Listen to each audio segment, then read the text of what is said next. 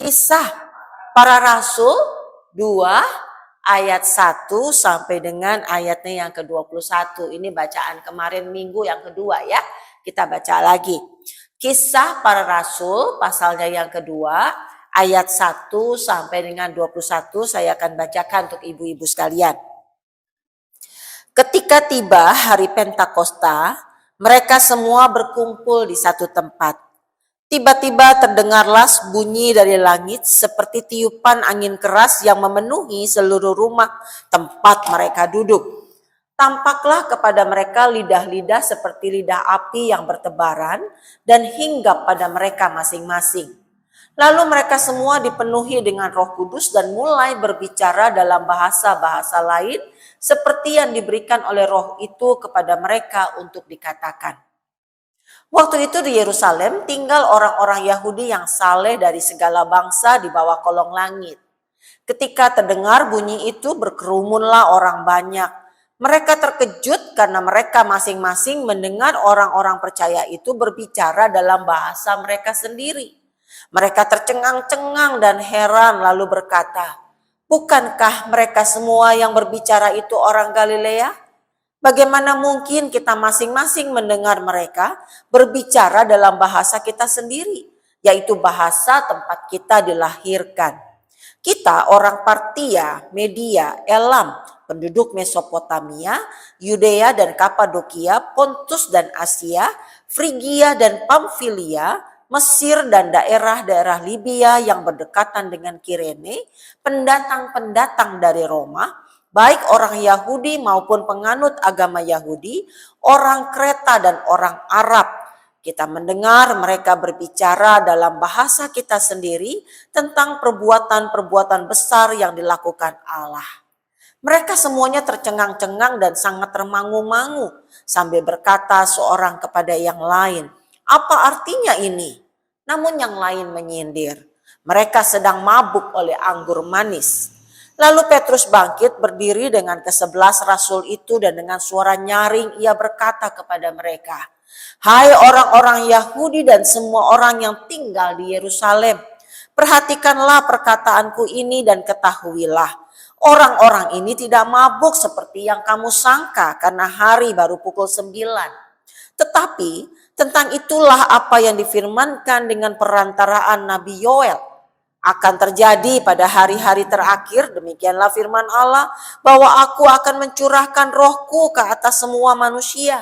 Maka anak-anakmu laki-laki dan perempuan akan bernubuat, dan taruna-tarunamu akan mendapat penglihatan-penglihatan, dan orang-orangmu yang tua akan mendapat mimpi. Juga ke atas hamba-hambaku laki-laki dan perempuan akan kucurahkan rohku pada hari-hari itu dan mereka akan bernubuat. Aku akan mengadakan mujizat-mujizat di atas di langit dan tanda-tanda ajaib di bawah di bumi, darah, api dan gumpalan-gumpalan asap. Matahari akan berubah menjadi gelap gulita dan bulan menjadi darah sebelum datangnya hari Tuhan, hari yang besar dan mulia itu. Barang siapa yang berseru kepada nama Tuhan akan diselamatkan. Sampai sedemikian pembacaan firman Tuhan. Yang berbahagia kita yang mendengar dan yang memeliharanya. Haleluya. Ya, ibu-ibu yang dikasih Tuhan tadi saya katakan ini udah dibacain hari Minggu kemarin. Jadi udahlah ya, ingat-ingat yang kemarin ngomong apa, selesai, amin. Bener gak? Ayo kemarin ke gereja gak hari Minggu? Pak Nanang udah capek-capek khotbah loh. Jadi saya gak usah khotbah lagi, saya cuma bilang apa yang dikatakan Pak Nanang itu benar. Dah, titik. Selesai langsung. Gak ya, kita mau main game. Ya, kita main game sedikit. Oke? Kita coba ya. Kita main gamenya adalah dengan cara bikin kelompok nih. Bikin kelompoknya gimana? Coba, semua yang pakai kacamata berdiri.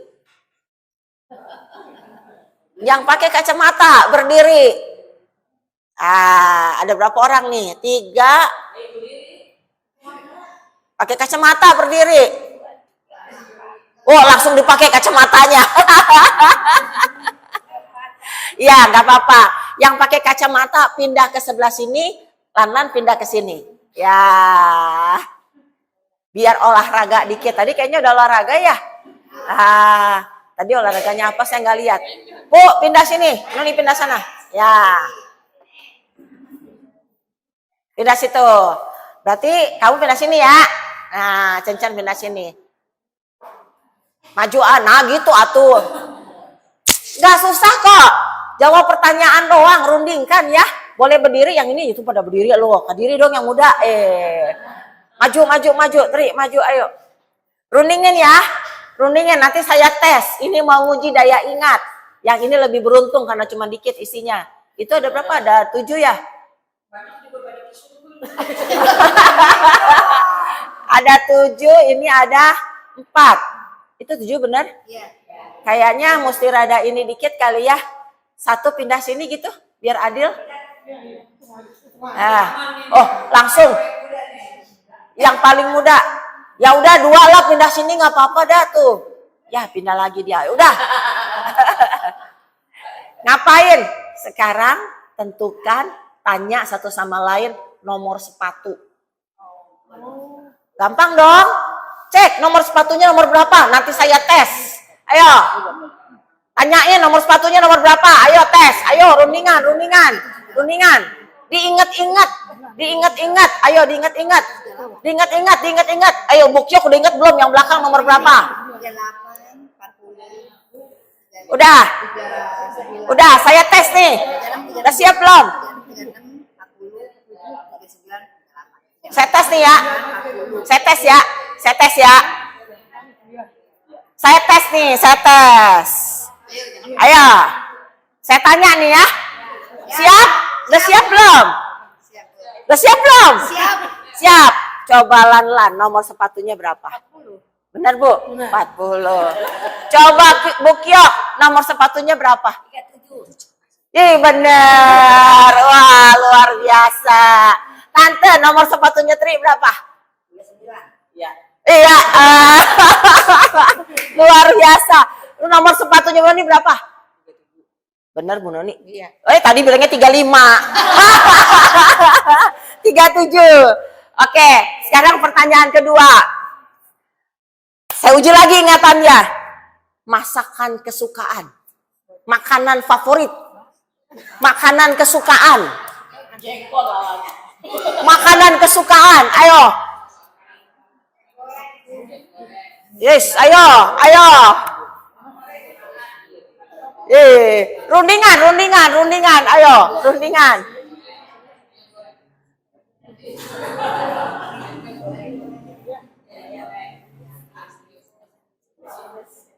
Udah. Bisa. Ayo. Udah.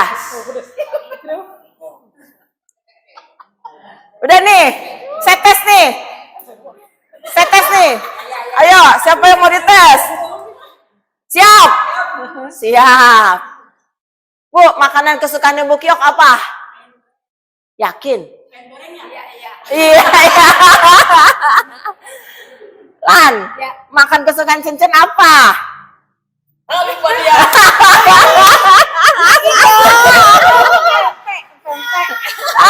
Yang benar, bukannya Mari bilangnya engkongkos, sekarang banyak pempek. Ganti, cek lagi. Ayo, siapa lagi yang mau dites? Bu, makanan kesukaannya Yuni apa? Cuma suka tempe. Apalagi yang mau dites ya? Cen, makanan kesukaannya Tante apa? Nama saya. Iya. Sayur asap. Kalau gitu yang ini dah. Mie ayam. Oke, duduk. Boleh balik lagi terserah. Ya. Artinya apa? Ternyata beda-beda ya. Ada yang sama nggak makanannya? Ada yang makanan favoritnya sama nggak? Bukyok mau duduk mana? Ayo, duduk sini lagi. Balik. Oke. Ada yang sama nggak? Siapa yang senangnya sama tadi? Saya asam juga sama masih Oma. Tadi Bu Rani apa? Makanan kesukaannya? Oh sama Bukyok. Terus beneran sama sekursi ya. Ketika kita tanyanya nomor sepatu, ada yang sama, ada yang beda. Betul ya? Tapi ketika pertanyaannya makanan favorit, agak lebih banyak bedanya. Betul nggak? Lebih banyak bedanya. Kalau sepatu ini mah kita perempuan semua, nggak ada yang nomor 43 kan tadi. Nggak ada ya. 43. Oh 40. Kita paling mentok di 40 perempuan. Bener kan? Perempuan rata-rata paling banyak di 40. Paling kecil di 36. Ya, paling kecil di 36. Tapi kita nggak ada nomor 43. Ya, nggak ada yang nomor 32, nggak ada, itu anak kecil gitu ya. Tapi banyak di antara kita yang di nomor 37, 38, 39 gitu kan? Ya, artinya ada banyak kesamaan di antara kita. Betul? Tapi begitu bicaranya makanan favorit, oh ini lebih pribadi nih. Ya, ada aku lebih suka tempe, aku lebih suka tahu. Yang ini oh aku lebih suka sayur asem, yang ini lebih suka sayur sop, yang ini lebih sukanya mungkin soto. Gitu ya, banyak karena makanannya sangat beragam, ya, sangat beragam. Ibu-ibu ini masih baru ngomong, udah biarinin aja Cen, lu mah pusing sama kayak gituan.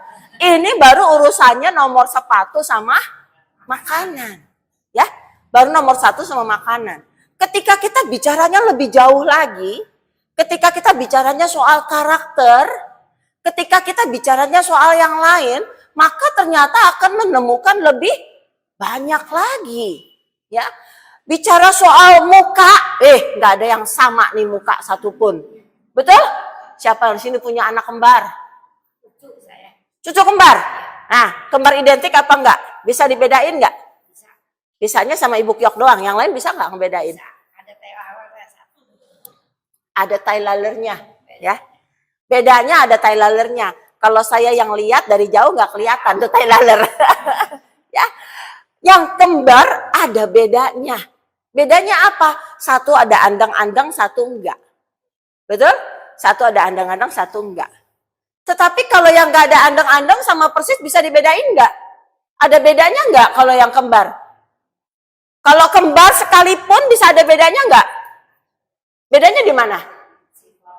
Sifatnya bisa beda. Yang satu dia lebih banyak ketawa, yang satu lebih diam. Yang satu lebih dewasa, yang satu lebih ceria misalnya. Yang satu lebih apa? Selordah kalau bahasa Jawanya. Selordah tuh apa ya? Sembrono. Wah, berantakan. Yang satu lebih rapi misalnya. Betul ya? Ternyata yang kembar sekalipun ada beda. Belum kita bicara soal suku. Ini sama-sama orang Chinese. Beda nggak? Yang satu Hokkien, yang satu Kek. Bener gak sih? Satu Hokkien, satu Kek. Beda gak tuh Hokkien sama Kek? Beda. Bahasanya beda. Cara sebutnya beda. Ya, beda. Ngomongin cepe nope sipe aja udah beda. Itu Hokkien. Begitu kan? Begitu Mandarin lain lagi ceritanya. Begitu Kek lain lagi ceritanya. Ternyata ada begitu banyak perbedaan. Ada begitu banyak ragam yang berbeda-beda. Dan ini yang ada dalam Kisah Para Rasul 2. Coba kita lihat lagi bacaannya. Ya, saya ngambil dulu Alkitab contekannya. Kisah Para Rasul 2. Kisah Para Rasul yang kedua, ya. Dikatakan di sana adanya adalah ada banyak sekali. Ada yang pernah ngitungin nggak nih di ayatnya yang ke-9?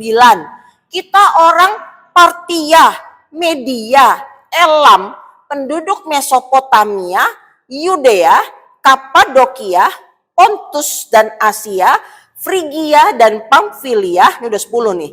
Sampai mana tuh tadi? Sampai Pamfilia tuh. Mesir, daerah Libya, ya, dekat Kirene, pendatang Roma 14. Betul? Ada 14, ya. Ini pendatang dari Roma bisa macam-macam lagi ya. Baik orang Yahudi maupun penganut agama Yahudi. Lalu ada lagi tadi 14 ya.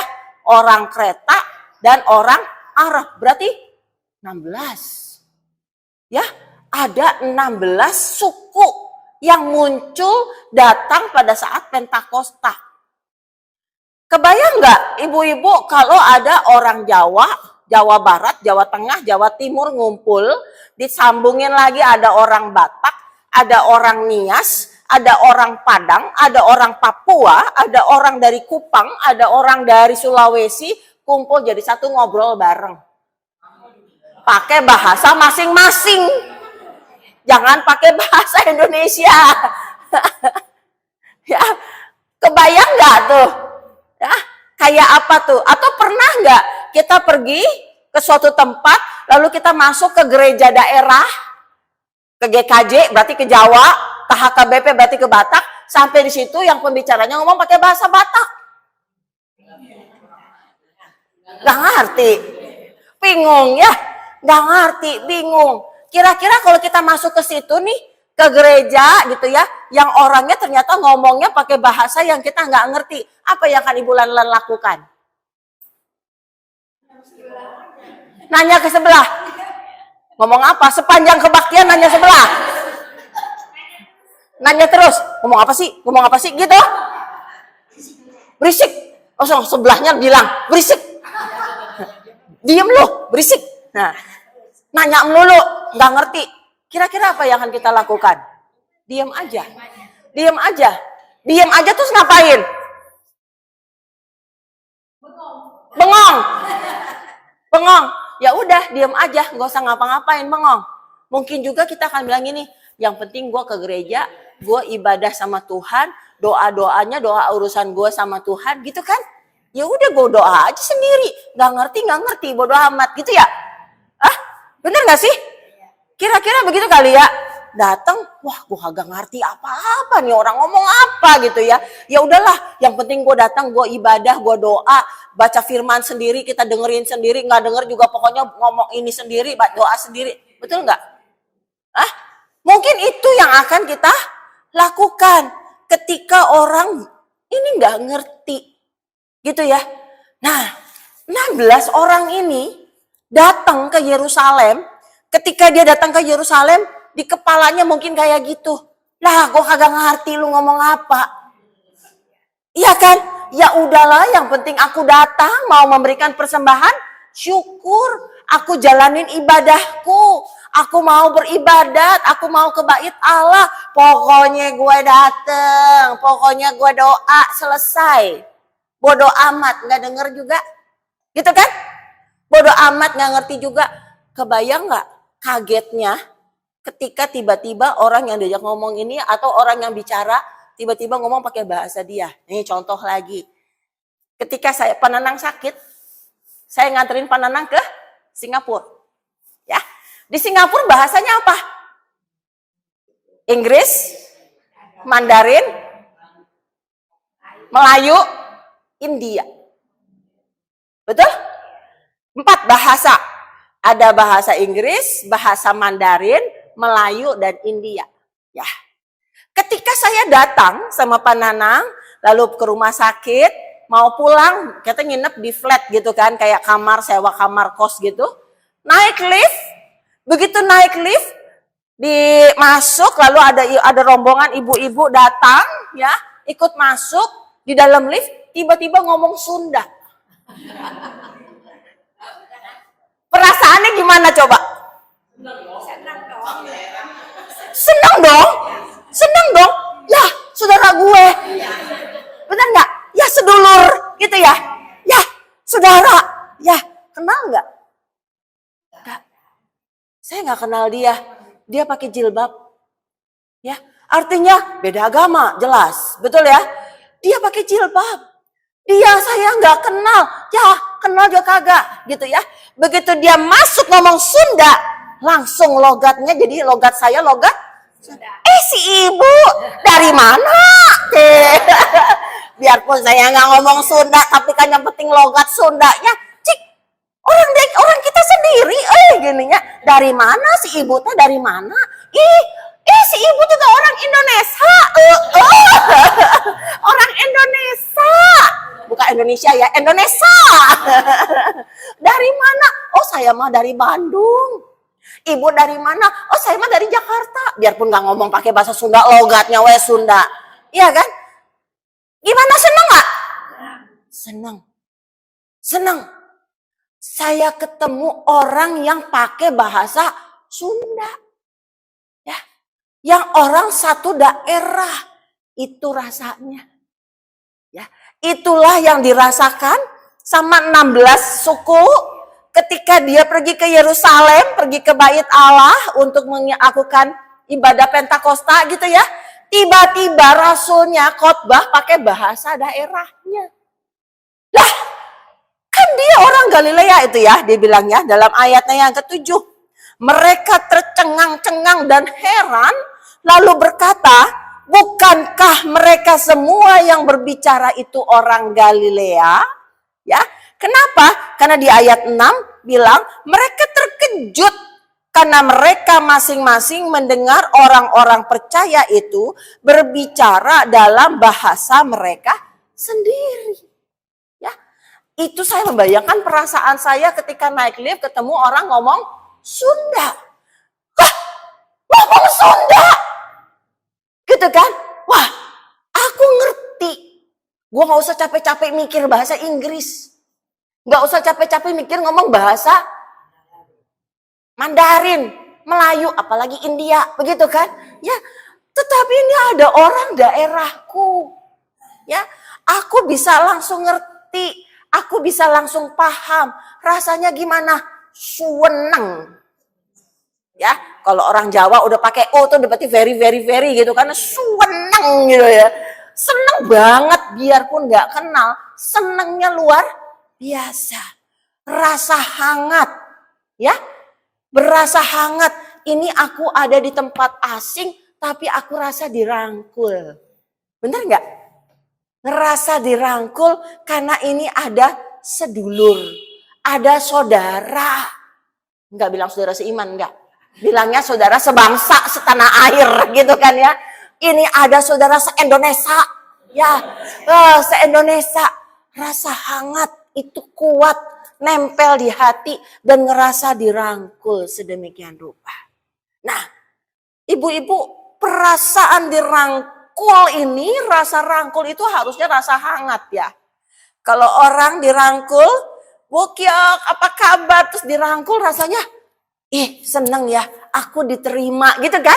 Aku diterima, ada rasa hangat di dalam hati bahwa aku diterima, bahwa aku itu dikasihi begitu ya. Nah, inilah yang terjadi di dalam hari raya Pentakosta. Bahwa mereka yang ada begitu beragam tadi, yang ada begitu banyak, tadi ada berapa suku? 16 suku tadi. Mereka bisa dengar dengan bahasa mereka sendiri masing-masing dan ini membuat mereka merasa dirangkul. Ya, membuat ada kehangatan di dalam hati mereka dalam kehidupan. Lalu bagaimana dengan diri kita? Ya, seharusnya kita juga menyadari kita bukan 16 suku nih. 1 2 3 4 5 6 7 8 9 10 11 12. Kita rasul-rasul Tuhan. Murid Tuhan, nggak tahu yang mana yang jadi Yudas ya. Pokoknya 12 nih. Jangan ketawa, siapa tahu kita yang Yudas nih. Ya, kita ada 12 nih. Ya, tapi artinya kita adalah dirangkul Tuhan bahwa kita beragam. Kita berbeda satu dengan yang lain. Tapi bagaimana keberbedaan ini tidak membuat kita asing satu sama yang lain.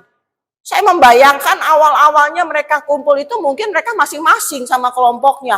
Ya gue cuma bisa ngomongnya sama yang ini. Yang ini gue cuma bisa ngomongnya sama yang ini. Yang ini bisa ngomongnya sama yang ini gitu kan. Ya, jadi enggak masing-masing. Rangkul berarti menjadi satu bagian yang utuh. Perbedaan yang ada, ragam yang ada membuat bukan kita terpecah-pecah. Tapi justru keragaman yang ada ini membuat kita saling mengisi satu sama lain. Kenapa? Karena nggak ada manusia yang sempurna. Nggak ada.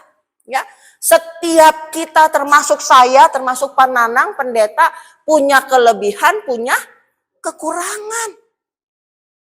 Nggak ada manusia yang sempurna. Biarpun nama saya malaikat, angel. Iya kan, nama saya Angelin, berarti kan saya malaikat. Walaupun saya malaikat setengah dewa, setengah orang, tetap enggak sempurna. Ya, kelebihan seseorang menutupi kekurangan yang lain. Kelebihan dia nutupin kekurangan yang ini. Terus boleh saling mengisi, bukan menjatuhkan. Wah, dia mah begini. Ketika nunjuk orang, ngata-ngatain orang, ingat apa? 3 jari ada ke sendiri. Masih ingat ya ajaran saya ya? Kalau nunjuk jangan suka begini, nunjuknya begini. Supaya semua ke sana gitu ya. Kamu tuh ya gitu ya. Jangan suka gini ya. Karena kalau gini ada 3 jari ke diri sendiri. Jadi jangan ya. Nunjuk jangan suka gini, nunjuk begini ya, supaya semua jarinya ke sana. Jadi artinya nah, belajar. Jadi ya Bu Kyok ya. Bahwa kita harusnya adalah saling mengisi satu sama lain. Ketika kita ngejatuhin orang, ingat itu adalah sedulur kita. Itu adalah bagian dari diri kita, ya. Itu adalah bagian dari hidup kita. Jadi ketika kita ngatain orang, kita lagi ngatain diri kita sendiri. Ketika kita ngatain sebelah sini, kita lagi ngatain Tuhan loh yang nyiptainnya. Ketika kita memaki-maki orang, ketika kita menuduh orang, kita tidak sedang merangkul, tapi kita sedang menjauhkan orang. Merangkul berarti membuat jadi dekat, menjadi satu. Menjadi satu berarti harus membuka tangan lebar-lebar. Kalau orang nggak bisa begini, nggak bisa ngerangkul. Merangkul berarti harus bisa begini, menerima segala kelebihan dan kekurangan. Maka rangkulan Allah itu ada di tengah-tengah keragaman, mulai dari diri kita. Ya, mulai dari diri kita, bagaimana kita boleh merangkul banyak orang. Tuhan menolong kita semua. Amin.